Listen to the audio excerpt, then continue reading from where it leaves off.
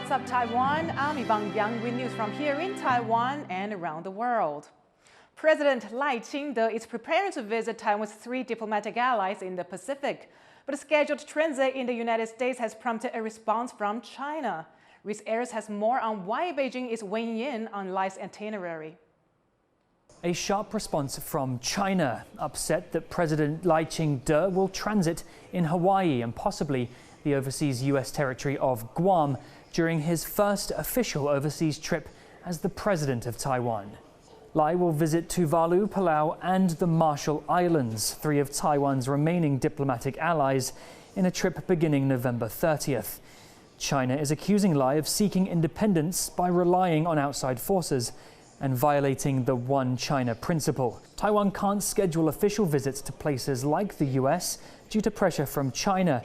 But even this, a simple stopover in Hawaii, has prompted China to urge Washington, D.C. not to allow Lai to land on U.S. soil and to stop enabling what they call Taiwan's separatist forces.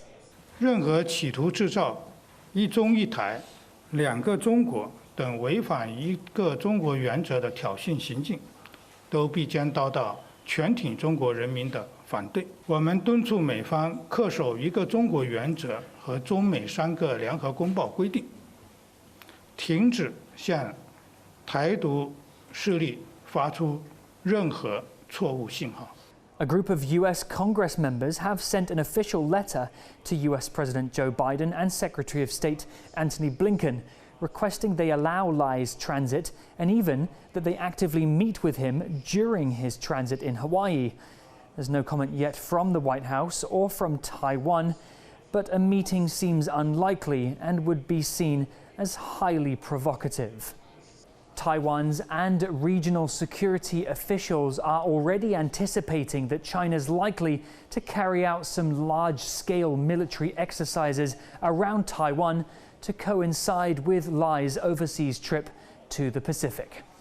Chris Ma, John Su and Reese Ayers in Taipei for TaiwanPlus. Taiwan's Coast Guard has intercepted 4 Chinese vessels operating in restricted waters near Taiwan's outlying Kinmen Islands. For the 2nd day in a row, Chinese Coast Guard ships crossed the boundary into Taiwan's waters. Patrol boats from Taiwan's Coast Guard were dispatched and escorted them out. The Kinmen Islands are only 10 kilometers from the coastal Chinese city of Xiamen.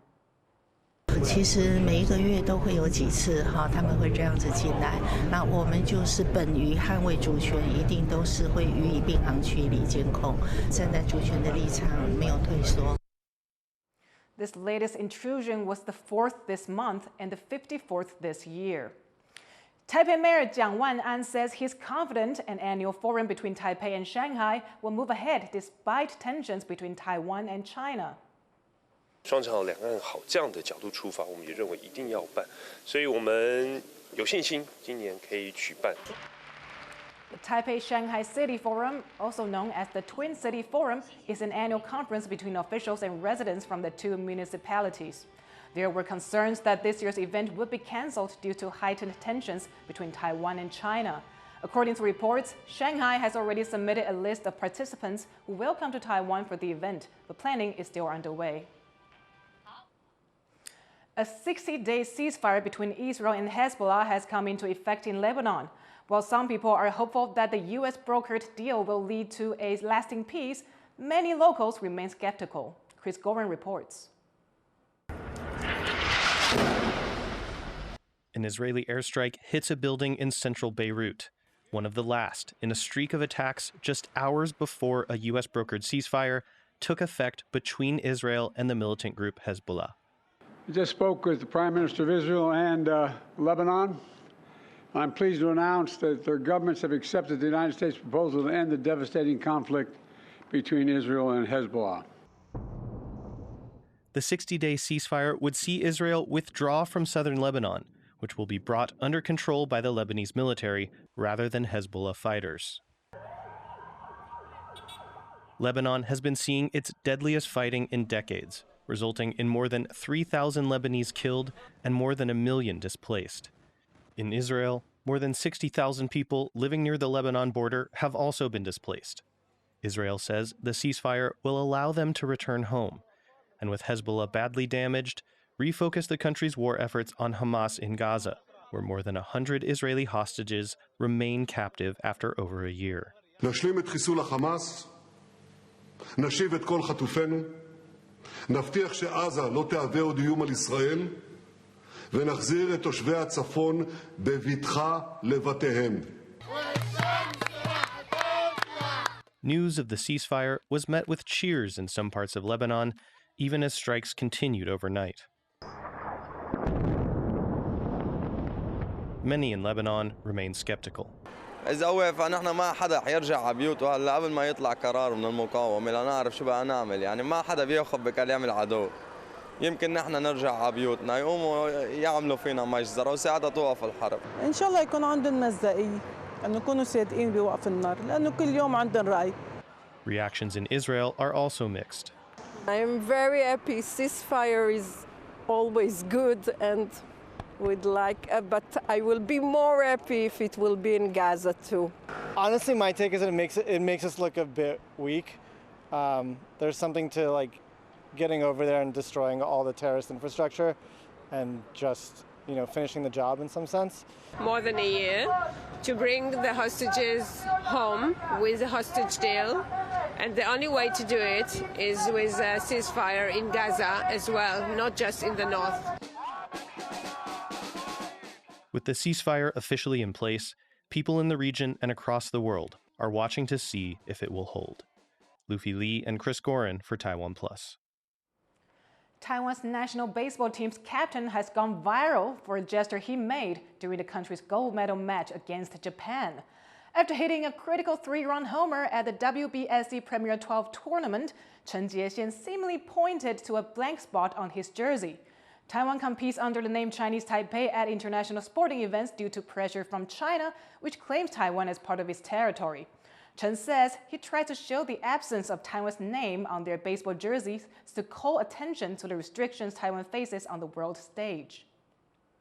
我们代表了台湾，然后是台湾的骄傲，在这么关键的时候能够击出这么关键的全垒打，对我来说是很振奋。然后，当然那个手势就是要告诉大家，我们是从台湾来的。 And to learn more about the significance of Chen Jiexian's gesture and why it's caught on in Taiwan, Leslie Liao spoke with baseball commentator Daniel Shi.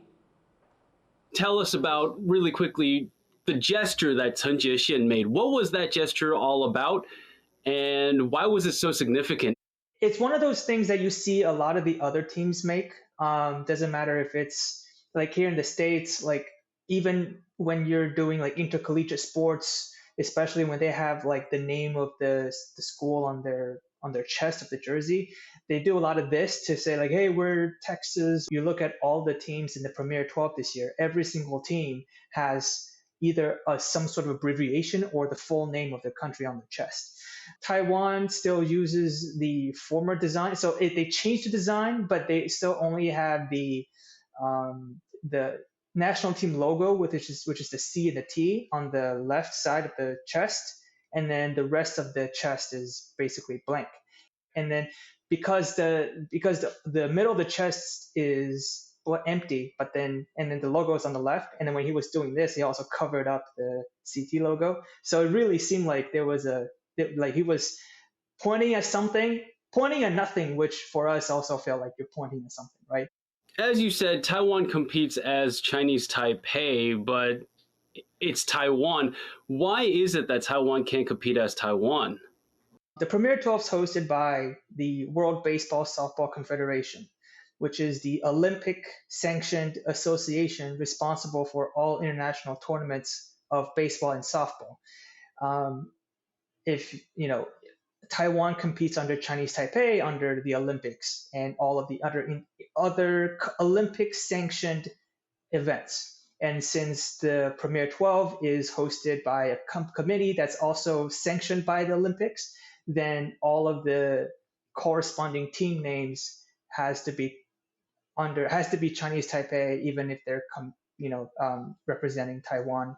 Why do you think Chen Jiexian's gesture just caught on, just striping his hands across the chest like that? Why is that such a huge cultural phenomenon in Taiwan right now?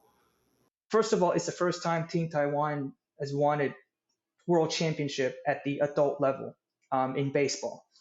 It is quite literally the first time that we can tell the rest of the baseball world that we are the best at this sport. And so that alone can manifest a lot of pride, a lot of national pride. We put in so much work into this sport that we are world's number one. But when you do that, and at the same time, they go online and they go Taiwan World Championship, by technicality, they won't find anything because the name is not Taiwan. You want to tell people where you're from. You want to tell people that you are the best. And this gesture, I think, is the best way to do that without actually doing it, without actually saying it. And I thought that was a very, I mean, I can't imagine being in his situation when you have probably the biggest swing of your life and you still have the ability to, hey, let's do this. That was baseball commentator Daniel Shi. Dozens of caddies are losing their jobs as the Kaohsiung Golf and Country Club goes under. The city government is promising to help them find work, but as John Van Trieste reports, some caddies are still anxious.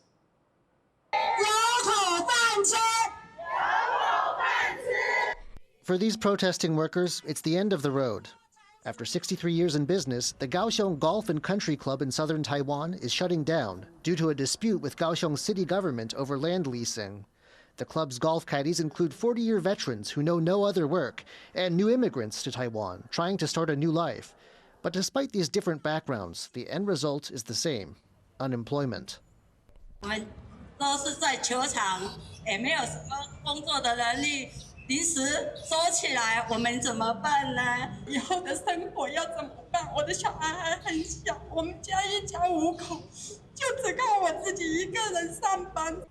The 79 caddies have organized, and with this protest outside Kaohsiung City Hall, won promises of employment help from local officials.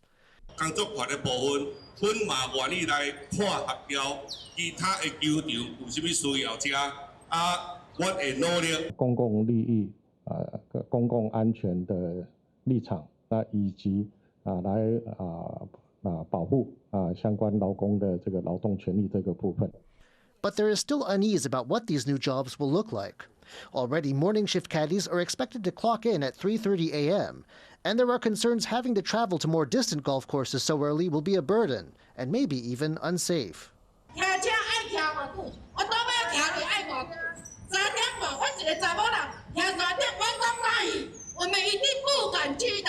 So any feeling of relief is tempered with anxiety. Anxiety about what sort of deal they can expect and whether the promised help will come through at all as a big life change approaches. Fu Huahong and John Van Trieste for TaiwanPlus. The first snowfall of the year in South Korea's capital, Seoul, has shattered records, leading to canceled flights, traffic jams, and power outages. 첫눈이 이렇게 많이 온 건 처음 봤습니다. 저도 깜짝 놀랐는데요. 아무래도 진짜 날씨를 예측할 수 없게 요즘 진행되고 있는 것 같아서 이상기후가 아닌가 이런 생각이 듭니다. 갑자기 날씨가 덥다가 얼마 전까지만 해도 반팔을 입었는데 갑자기 이렇게 추워지면서 이렇게 눈이 많이 오니까 좀 날씨가 정말 예측할 수 없게 흘러가는 게 아닌가 그런 생각이 듭니다. The snowstorm grounded more than 200 flights and disrupted commuter traffic. Around 90 ferries have been ordered to remain in port. The country's weather agency says the 16.5 centimeters of snow recorded by 7 a.m. on Wednesday marks the biggest November snowfall since records began over a century ago. It predicted snow will continue falling until Thursday. Now, thank you for watching What's Up Taiwan. You can follow TaiwanPlus News on social media for more of our stories. Finally, check out this periwinkle shell-shaped sculpture on England's south coast. It has recently caught media attention for its resemblance to a certain emoji. I'm Yvonne Yang. Take care, and I'll see you next time.